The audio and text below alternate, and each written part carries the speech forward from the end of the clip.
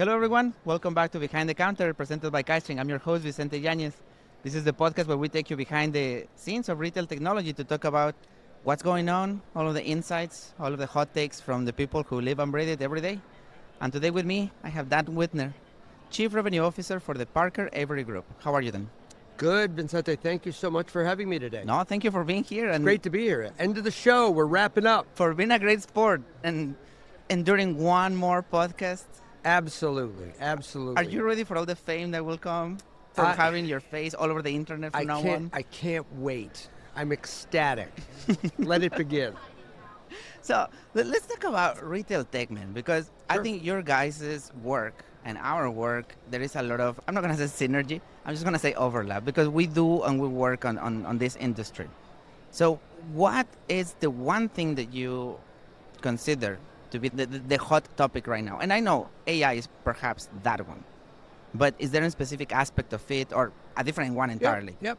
Yeah, no, I think that's great. And, you know, we've collaborated, partnered with KiteString for years. Mhm. We've done projects together. Yep. As a consulting organization, we think and look at KiteString as a great partner, a great complement. So when we go to a retailer and there's a POS initiative, we can collaborate with the leadership team at KiteString to both bring the solution in place to solve the challenges of POS, Right. but then also the change management, the org design transformation, the people process, as well as tech. Yeah. And we do that really well with KiteString. Yeah. So we're excited to be here with you. So around that, AI, obviously, second year now here at NRF that AI has been a big focus. Adding to AI this year was the agentic theme. Yeah. And the great evolution, in my mind, and what we're seeing at Parker Avery is last year was about unified commerce, bringing all of these disparate, areas where you were driving revenue and customer engagement together. And that's not dead, but what's happened is people have said the agentic concept can make all those channels better. And I think there's Okay. real momentum to make agentic and by de facto AI Okay.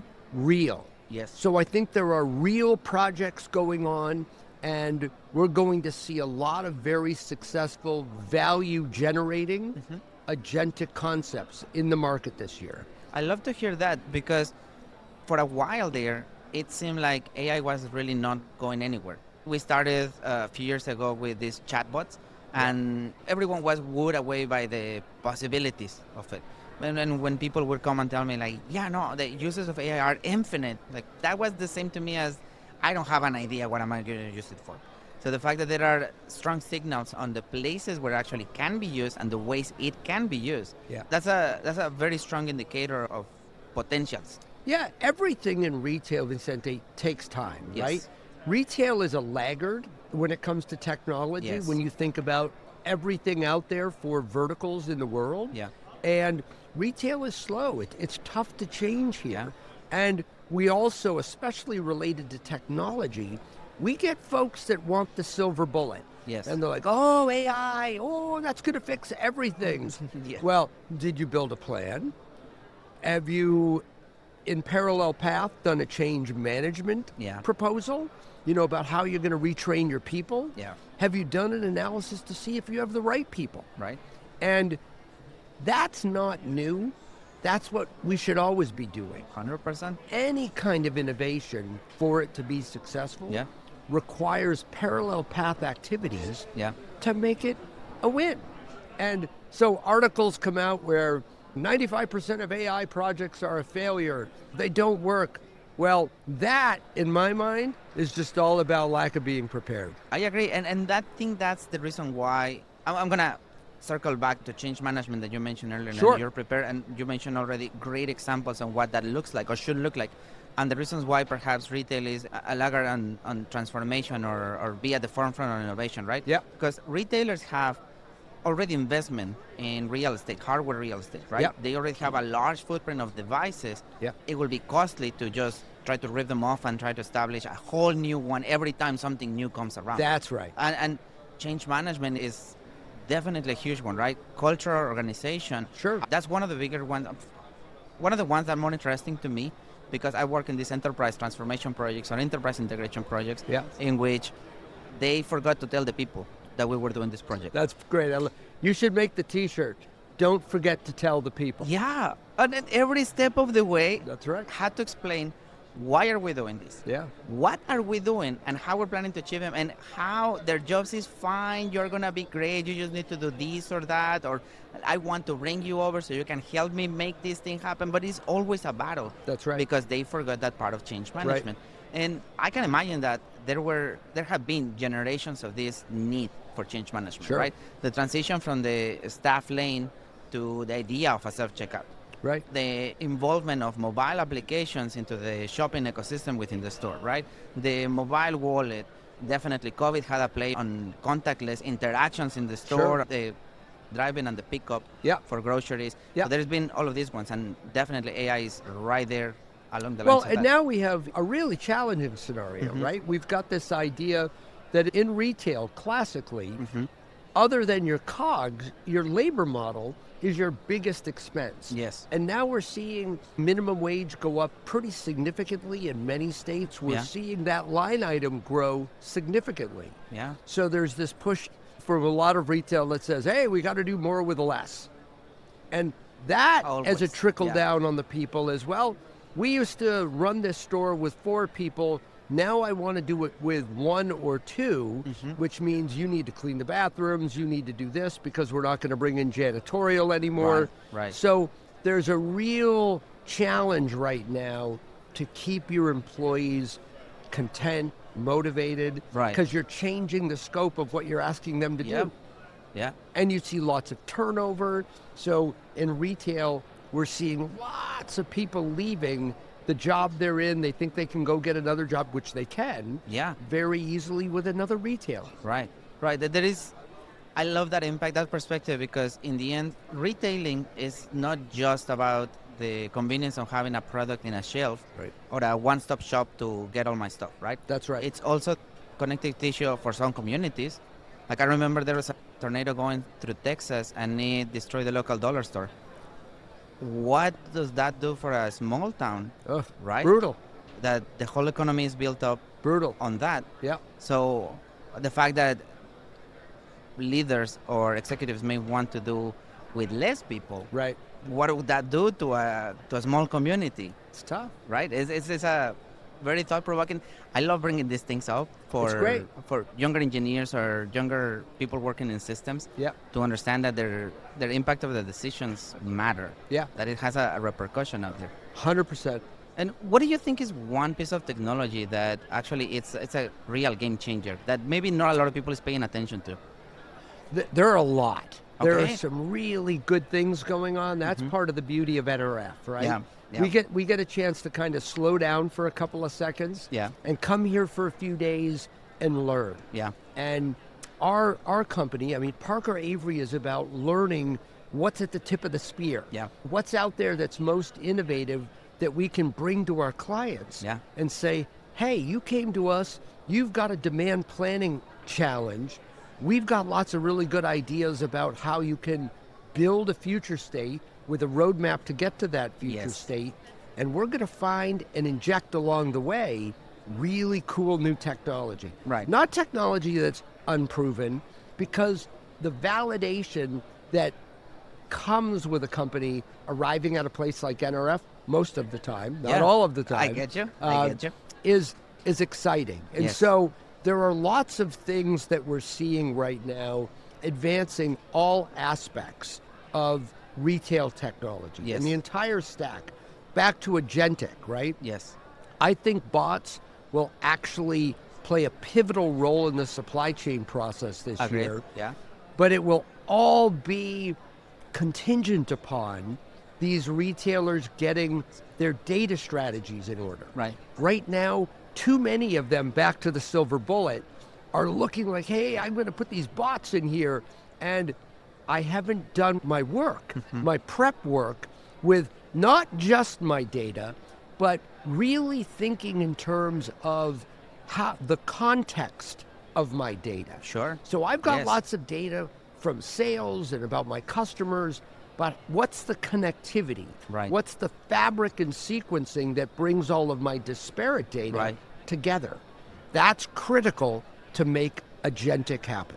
Agreed. And I think the way you're describing it to me is making sure that that data is actionable, that the tools are there to make sense through it, but not to remove the human factor of someone trying to make sense of it, or decide, or saying, I'm going to let AI drive my business. Right. It's the opposite. Right. The way I think about it is, with all of this information and these tools to make sense of it, I can look at the largest picture there is for my business, for my organization, and then make decisions now that we have all of these repercussions later, be more intentional and strategic with my decisions. And maybe more informed, because a lot of the times I think you may want to also share some of your experiences there. Working with some of the retailers, a lot of the times it feels like we need to help them figure those pieces first. Where do you want to go with this? Like, what is your long-term vision for this change that you are doing now? And a lot of times, Vicente, they actually need help understanding what the long-range vision is. There's so much innovation going on right now. A lot of retail leaders are looking for guidance to help define a future state. They're kind of afraid to do it on their own. And doesn't mean they're not smart and really experienced, but there's been so much change and so many new tools that can make their business stronger. And if they don't execute on those and their competition does, they're going to erode their competitive position, right? And that's a big problem. And I think one of the differentiators, and I'm going to probably get myself in trouble for what I'm about to say. No, just thinking that the differentiator of a leader in an industry is something like what you described.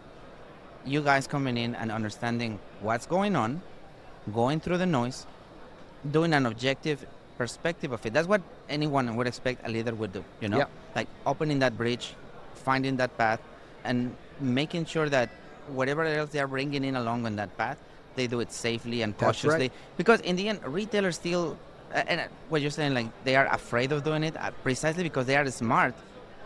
They would be completely insane if they were just jumping in fit first into a new platform, new technology just because. Absolutely. And part of the implementation process is of a new system, a new platform, whatever the project is or whatever the initiative is, includes that. Making sure that they get there safely. Not with a risk, because you can never remove the risk. No, risk is okay. Risk is okay. But well thought out strategy mitigates risk.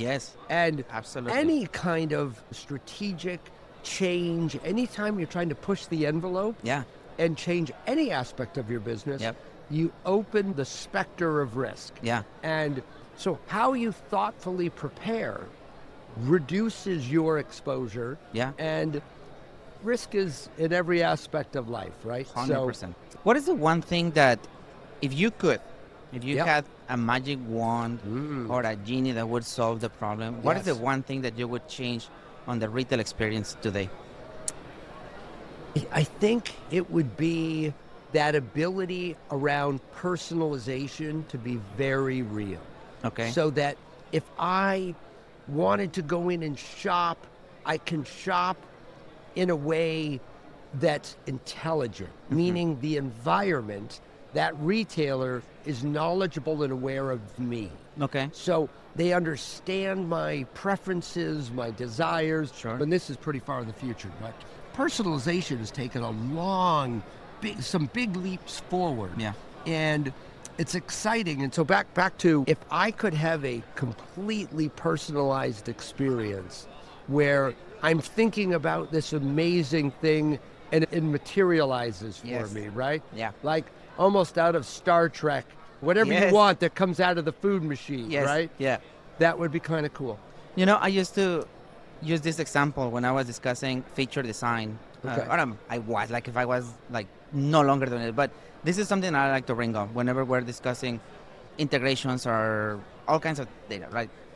How would this specific thing work if tomorrow we come up with the ability to teleport the merchandise to the customer?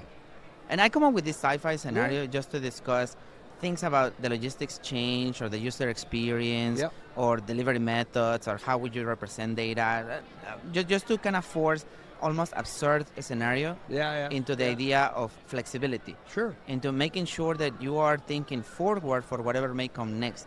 Understanding that it's never going to be perfect, but ensuring or trying to make sure that you will start from a better place than where you are right now to adapt to that change. Yeah. That's the way I think of it. And I love that you brought Star Trek, because as you were describing these ideas of the future, I was starting to think into sci-fi scenarios or going back to agentic AI and how, for example, the computers aboard the Enterprise, they are not replacing the human factor. Like every ship on Star Trek has a lot of people. The whole show is about the people that are running that ship. Yeah. The way they interact with technology is what's valuable. Right. And it may be far in the future, but I think if we had the ability to use that kind of description, this kind of conversation as a lighthouse, then we know where we're heading. Yeah. Then we can start aligning to get to that way. Yeah. And retail is something that is constantly changing. It's been changing since the day it began. Yes. And first with, catalogs, and then stores, and then, it has been this constant medium of change and innovation. Yeah. And it's only going to continue. And my goodness, 3D printers, you can sit at home and create your own products. You don't even need to go to a store to buy something. Right. You can just make it at home, right? Yeah. So all of what is in the future, whatever that is, it's exciting. Well, what would be one buzzword that you would like to remove from the vocabulary because it's perhaps making a lot of harm, or just like, man, I'm just tired of hearing that. You know what thing. it is? It's omnichannel. Omnichannel. It drives me nuts because it somehow means retail is always about different channels. Okay. And this word omnichannel came up because there were more channels. Yeah. And, I'm an omnichannel retailer, meaning, well, I sell to stores, I have my own stores, and I sell online. I'm omni. Come on, man, you're a retailer. Yeah. And you've decided to move into other categories to service your customers. Sure. Your customers mandate how you do business. Yeah. Not you. Yeah. And I love that. So, omni-channel, it's so overused. It's so nebulous of what it even really means. We're all retailers. Yeah. And where and how we sell our goods has always been changing, and it will always change. And I don't know if you heard, but here at NRF, Google announced the Unified Commerce Protocol for start doing AI, to use agentic AI to buy from a different thing.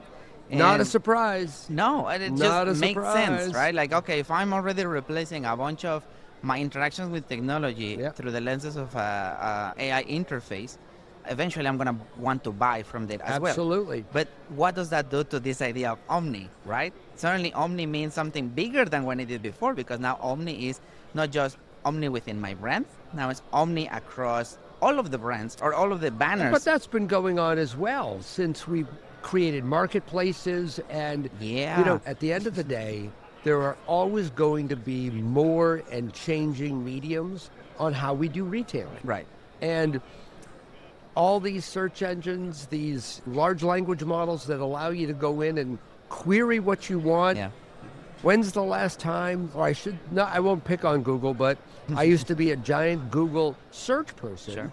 Now I'm a pretty dedicated chat search person for the same types of questions I used to present in Google. Yeah. And I like the experience better. Yeah. I like the ads being gone and not having to kind of filter around. And I know Gemini has come to try to combat the world of chat. Yeah. But I was a customer, and that experience change made me switch allegiance. Yeah. And that's what retail is, man. Yeah. It's like, how do I do something new, sexy, cool, that changes that desire to move from where you are to the new place? And back to what you said, that the customer dictates what your retail operation should be. Yeah. Google had to adopt. Absolutely. Right? From the search engine to Gemini interface, because that's what the customer wanted. That's right. That's what they ended up doing. Absolutely. So I like the fact that, and I was writing for our newsletter, I was also behind the counter, something along those lines, because it's not just the commerce platform, it's also the customer context. Yeah. How do you share who this person is? Now, this view is no longer siloed into one company. Right. Now, my grocery persona versus my retail persona versus my department versus my online, it's the same people, right? Yep. So AI has to figure out how to do it safely. And the different retailers came together to Right. get ahead of the need and say, you know what, whenever this comes, we're going to be prepared, and this is how we're going to do it. Right. And I think the same signals happen with the Google announcement, right? Right. So the retailers are understanding that is this dogfight between brands. It's also serving the purpose, or should stop, because it needs to serve the purpose of the customer. Right. In the right. end, That's good. I think that's a very positive signal for the customers and the technology. Yeah. I'm curious to see what it would do for brands. Yeah. For example, whenever you're not buying directly from the website of a retailer, right? When you're buying from the Again, it's so interesting. Everything's changing. Think about the evolution of brands. So many retailers are now creating their own brands. Yeah. And they want to control Yeah. the availability. They want to control design. They want to be able to connect because it's their customers coming into their physical environments. Right. They want more control about what the products Yeah. are in those environments. Yeah. So you see, whether it's grocery, whether it's big box, you see lots and lots of brands within the retail. Yeah. And that's challenging for the classic brands where it's all about capturing and owning shelf space. Yes. And if you've got 100,000 square foot of space and all of a sudden 50% of that is owned by private brands. Right. Right. Well, now your opportunity and your availability just got reduced by 50%. Yes. Trouble. Yeah, that's a challenge. I mean, I think the marketplace and some of the social media shopping Yeah.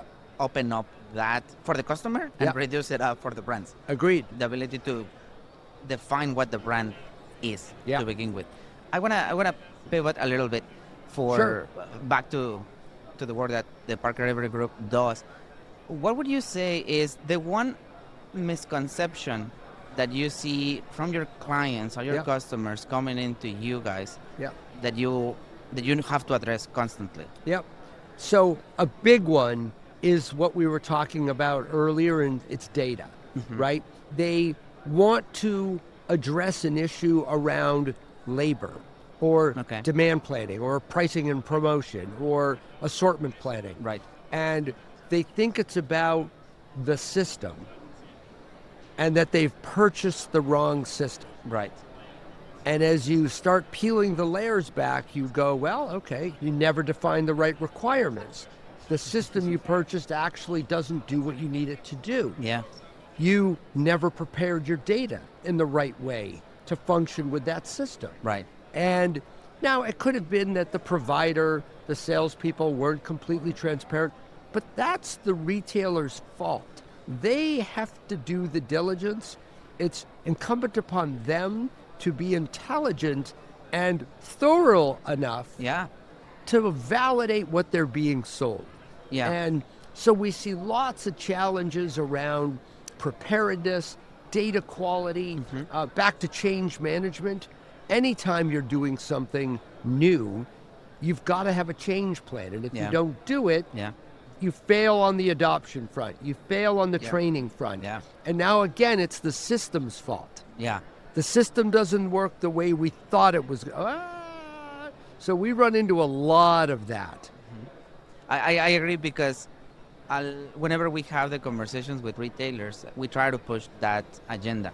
Yeah. Right? Like, the reason why we're doing this is, or we're here with you, is to make sure that you know what are the questions that you should be asking. Right. Right? Because you know your operations, you know your store.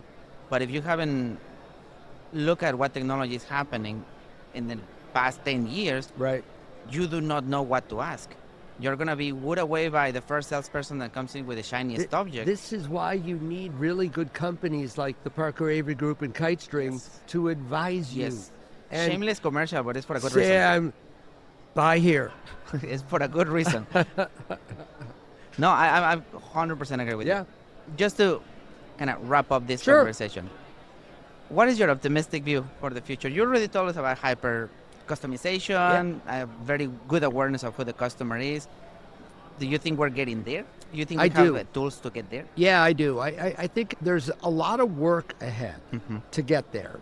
And I was listening to a gentleman, Dan O'Connor from the Harvard Business School the other day, talk about knowledge graphs. And I Okay. think it's not something that's new, but it's something that is really relevant for strategic leadership right Yeah. now to embrace. Yeah. Because it's the idea about building a strategy of your disparate data sets coming together and making sense. Yes. Like we were talking Yeah. about Yeah. earlier. So I think embracing that idea, that strategic company-wide idea of knowledge graphs I love and that. how you bring everything together and you provide context Yes. to your data Yes. is going to allow that company a lot more option, a lot more innovation around things agentic. And that's something any company, any retailer can start doing now. Absolutely. Because they know better than anyone else, better Yep. than any consultant could, their own business, in and out. 100%. You have all those people that are super rich in experience, rich in domain knowledge and subject matter expertise. Start bringing that out. Knowledge management is one of my favorite ones, because I think that's one of the ones that pains everyone Yeah. the most. Like, yeah, we have tons of documentation, but we have no idea how to use it. And sometimes it takes a third party to come in and get the process started. Yes. Build Yes. a little bit of a foundation, a roadmap, and get the process started. Maybe help them find the right people, the right resources to lead the initiative. Yep. Do a little training, and then off you go. Yeah, I agree. And I think you just gave the best recipe to get prepared for that future. Yeah. Dan, I want to thank you very much for this conversation, man. I really Thank love you, it. man. Really a pleasure. And I hope your feet are surviving the show. I'm good. I've been man. sitting here in this chair talking with people for the Oh. past 3 days. You're lucky. Yeah, but I'm glad that you're here, that you find some space to come and talk with us. Thank you. Thank you. Take Thank you, care. everyone.